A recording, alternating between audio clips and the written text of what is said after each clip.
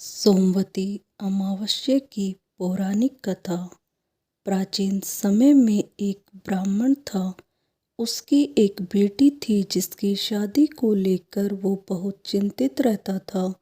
लड़की बहुत सुंदर, सुशील, कामकाज में अच्छी थी, लेकिन फिर भी उसकी शादी का योग नहीं बन रहा था।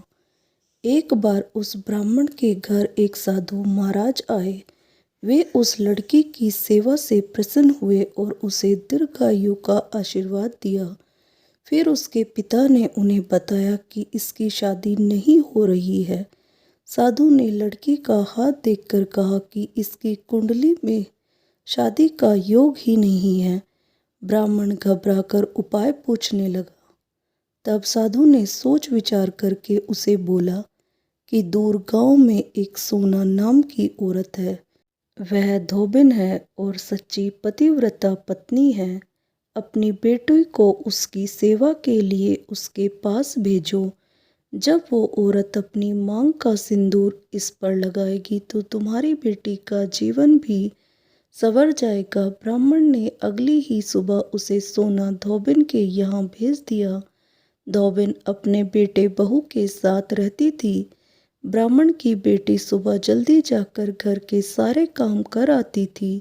2-3 दिन ऐसा चलता रहा। धोबिन को लगा कि उसकी बहू इतनी जल्दी काम करके सो जाती है। उसने बहू से पूछा।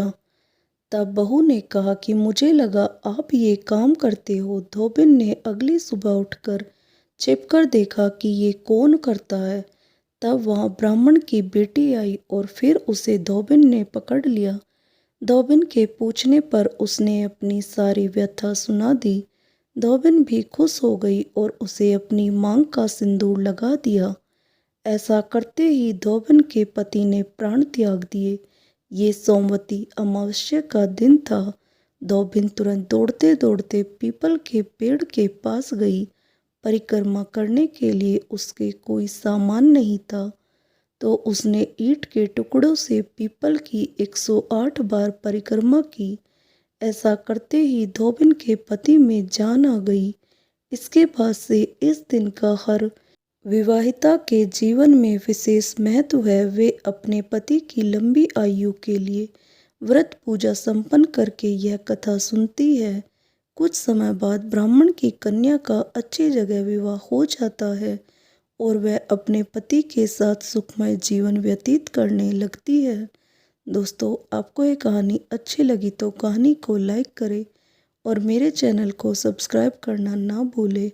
धन्यवाद। राधे राधे।